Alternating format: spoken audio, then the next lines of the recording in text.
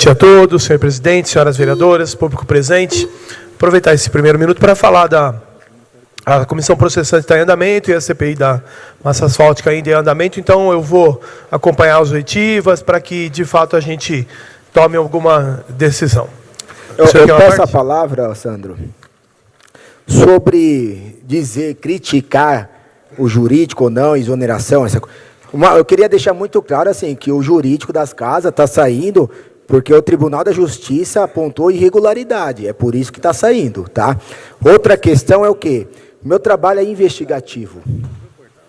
É investigativo. E, às vezes, eu preciso de um apontamento para ver se está certo, se está errado. Então, a questão aqui é o quê? Que eu não posso falar dos demais, eu estou fazendo vários apontamentos de irregularidades que precisa também do parecer da casa, principalmente na questão da CPI, principalmente do descumprimento da prefeitura, que eu estou aguardando até agora e não veio. Então, a questão é só essa. Obrigado. Eu ainda concede uma parte também? Posso só fazer um comentário? Eu concedo, pode, claro. pode. Eu ainda acredito que... depois eu posso falar como presidente. Pode Claro, ficar à vontade. claro. Fica na sua fala. Eu ainda acredito que o diálogo é o melhor caminho. O jurídico ele tem um papel técnico, né? Então, do meu ponto de vista, ele precisa ser mais explorado. E claro que concedo uma parte, senhor presidente. Pode continuar? Dentro dessa ideia da gente entender como a sistemática política ela precisa ser, eu penso que aprendida, não é?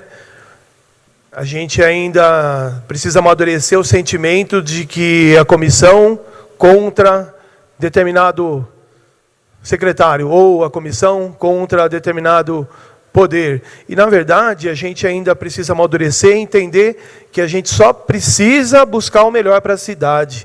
Né? Então, eu estava presente também na sexta-feira, eu visualizei que ficou um sentimento, no mínimo, confuso para quem abre, pede a comissão para essa casa, faz essa casa explorar, e na hora que tem a oportunidade de falar, o depoente lá não se manifestava. Né? Então, eu acredito que a gente precisa superar essas tentativas de colocar política na frente da cidade, não é? Então, eu fui testemunha que vocês estão fazendo um ótimo trabalho, assim como o da massa asfáltica, e aqui não estou em cima do muro também, no que me foi necessária a presença do jurídico, também me ajudou, não tenho nenhuma crítica. Quero aproveitar e agradecer essa casa pela aprovação no projeto de lei 43, não é? O projeto de lei 43, que nós aprovamos hoje, claramente ele busca trazer para a cidade uma alternativa de meio ambiente. Então, eu quero aqui aproveitar um pouco da minha fala e justificar o porquê que eu acredito nessa sensação da gente mudar a cultura das pessoas e, a partir do momento que o Poder Executivo, como exemplo, não é? Ele ali diretamente nas secretarias e mais promovendo essa cultura do meio ambiente para as escolas, eu acredito que é o nosso futuro, não é? A gente poder levar para as crianças e os adolescentes uma postura diferente de cuidar do meio ambiente. Então, eu trouxe aqui, na fala, a gente tem um pouquinho mais de tempo, algumas razões para que a gente possa substituir, por exemplo, o copo descartável. Vou citar algumas. Primeira, amortização do investimento em alguns meses. Quando a gente corta gastos recorrentes a copo descartável, rapidamente a amortização do investimento ela retorna para a cidade. Não é? Quem gosta um pouquinho aí de projeto, a partir do momento que você tem um benefício maior do que o seu custo, não tem por que você não investir. Então, a gente precisa, de novo, planejamento, foi falado aqui nessa noite, tem que ter um planejamento para que o resultado do planejamento tenha um retorno para a cidade. Um outro exemplo, economia com a gestão de resíduos. A partir do momento que você diminui o seu resíduo, você diminui a necessidade de funcionário de limpeza, você pode treinar esse funcionário para fazer uma outra função, você diminui o seu custo com compra de saco de lixo, você diminui o custo com coleta seletiva. Outro exemplo, economia nas horas de trabalho, no funcionário de compras. Quando você tem o menor custo e uma menor compra de produto plástico, você pode usar esse funcionário para dar um destino de trabalho numa outra área. Custo fixo com espaço para depósitos de descartáveis. quantas vezes eu escuto, não é, e testemunho também, como a gente perde espaço tendo que armazenar saco plástico, tendo que armazenar copo plástico. Então é um desafio, óbvio que é um desafio. Redução e geração de resíduo e emissão de CO2. Melhorar a responsabilidade socioambiental. Zelar pela saúde do funcionário. Esse dado aqui eu quero fazer um destaque. As grandes universidades, exemplo a USP, ela tem um estudo que diz o seguinte: para ingerir substâncias químicas liberadas pelo plástico quando induzido ao calor com bebidas quentes. Então, quando a gente compra um saco plástico, qualquer fornecedor, a gente está sujeito a uma falta de qualidade. E diretamente, no caso de uma alta temperatura no polipropileno, esse gás desprendido, ele vai diretamente para o humano. E etc. Né? Eu vou aproveitar aqui, eu quero dar alguns exemplos também. Quais são as alternativas mais práticas que a gente pode pensar, conscientizar e usar o método, né? Do reuso, reutilize, o recicle. Copos de papel, chamado papel grosso. São copos que decompõem mais rapidamente em relação ao plástico e são mais fáceis de reciclar, uma vez que normalmente o valor de venda do papel é superior ao plástico. Um outro exemplo, os copos de vidro temperado. O uso consciente de copos descartáveis. Precisa uma reeducação, não é? Eu quero crer que a partir do momento que a consciência ela toma conta da cultura da empresa, as ações passam a ser mais práticas. Não é? Um outro exemplo, copos descartáveis biodegradáveis. Segundo o site Recicláveis, os copos biodegradáveis se decompõem entre 40 a 120 dias. E o plástico muitas vezes chega em torno de 30 anos de decomposição. Então, vou colocar todo esse material no meu site, no meu blog, essa semana, porque eu acredito que a gente pode e deve buscar essa alternativa. A partir do assunto do meio ambiente, eu conversei com várias pessoas. Uma delas puxou o assunto e aí nós fomos conversando e a gente está muito preocupado. Eu acredito que a Secretaria de Meio Ambiente ela precisa retomar essa ideia. Qual a preocupação?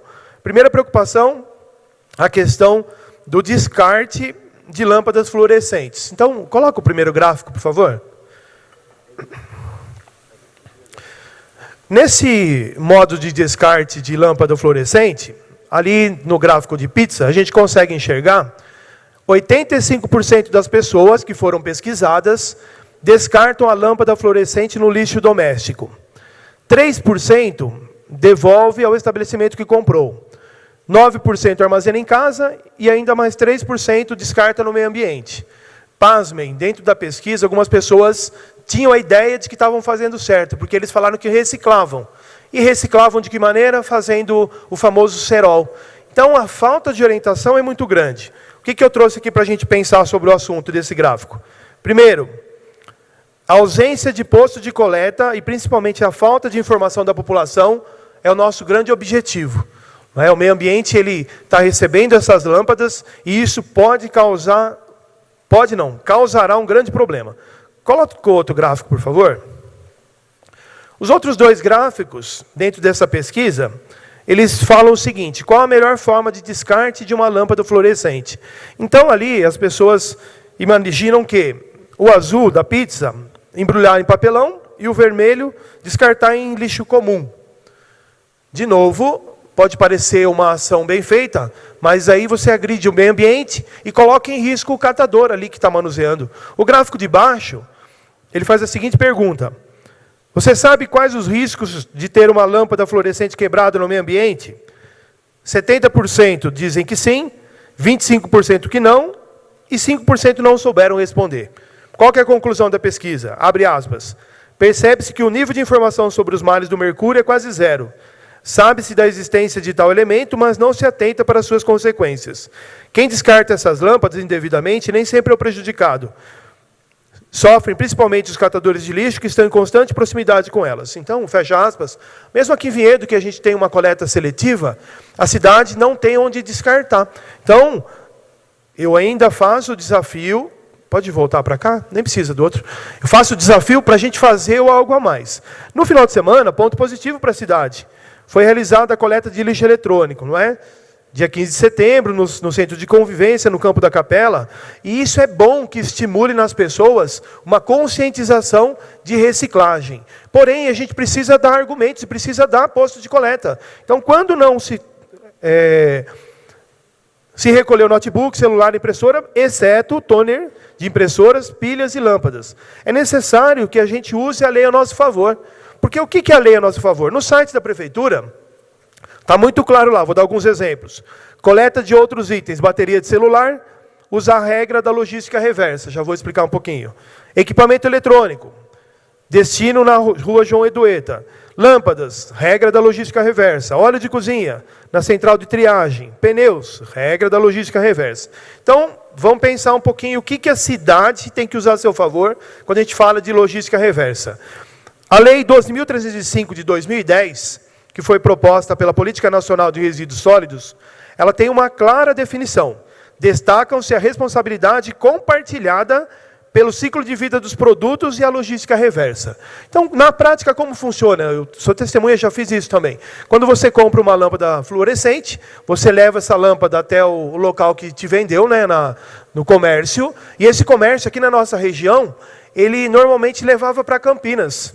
E eu vou preservar uma grande empresa da nossa região, ela fazia esse tipo de coleta também. Era só você ir até lá, ele tinha um local. Porém, Campinas também está enfrentando o mesmo problema. Qual que é o problema? Resumidamente, a logística reversa, ela cobra daquele que fabricou a responsabilidade pelo descarte da lâmpada. Mas quando a gente chega no ponto que nós estamos, grande parte dessas lâmpadas são fabricadas na China, no leste europeu, algumas delas. Quem que vai ser o responsável para que esse descarte seja cuidado? A lei continua. Nos termos da Política Nacional de Resíduos Sólidos, a responsabilidade compartilhada pelo ciclo de vida dos produtos é o conjunto de atribuições individualizadas e encadeadas dos fabricantes, importadores, distribuidores e comerciantes, dos consumidores e também dos titulares. Então, não é um problema só da loja que te vendeu ou do fabricante que não quer assumir a responsabilidade. É uma política pública. É necessário que o poder público, e aqui nós podemos até pensar, se não existir uma lei que abrace essa lei federal, que possa trazer argumentos e usar o que eu ouço dessa casa, e eu vejo que Vinhedo tem buscado essa tentativa das políticas públicas privadas, não é? Essa parceria com o poder do poder público com as pessoas que estão interessadas. Então, aqui é a minha sugestão. Vou encaminhar essa semana uma indicação para que a gente rapidamente tome a frente dessa situação. A gente não pode achar normal, quando aqui, usando a pesquisa, cerca de 10% das pessoas ainda descartam esse lixo de maneira irregular. Esse lixo, essa lâmpada vai quebrar e pode, infelizmente, causar um problema para uma criança. A gente tem que ter essa consciência. Exemplo rápido, é só pensar 20 dias, um mês atrás, em Sorocaba, na empresa que fabricava baterias, ela já não existe mais, foi à falência há cerca de 15 anos, e as pessoas estão lá fazendo um tipo de pesquisa, na verdade, estão lá remoendo a terra e o lixo, e o que vai causar de doença? Então, talvez se a gente não atuar rapidamente, a médio e longo prazo é o próprio poder público que vai ter que arcar com essas consequências da saúde. Cuidar da saúde de Vinhedo. Quero aproveitar só esses últimos minutos para falar de um assunto. Não deu tempo, não é? Eu procurei a Secretaria também de Cultura, não tive a resposta, e eu faço questão de colocar aqui porque é uma solicitação dos moradores, principalmente os moradores que passam ali no Cristo, é uma dúvida que eles têm. Com essa chuva do final de semana, que foi fora da curva, aí, né, o vento, aí surgiu uma dúvida prática mesmo. O portal do Cristo, que por si só já é um ponto turístico, tem ali o memorial do Monsenhor Favorino. Então é uma dúvida mesmo, como que está o memorial? Não é? Ele está funcionando? Ele tem uma verba para ser cuidado? Ele tem um planejamento feito para manutenção do telhado? Ele tem um planejamento feito para manutenção, para que nada se perca ali da história da cidade? Então fica aqui uma sugestão, farei também uma indicação, para que a gente pense rapidamente um cuidado para aquela área. Não só o memorial, assim como o Cristo, né? Eu vi que a Secretaria trocou as lâmpadas lá que estava muito escuro, mas é uma obrigação nossa cuidar do patrimônio da cidade. E se alguém tem dúvida do memorial do Monsenhor, que é patrimônio da cidade, acredito que precisa repensar o que é patrimônio. Então, por essa noite é só. Desejo a todos uma ótima semana.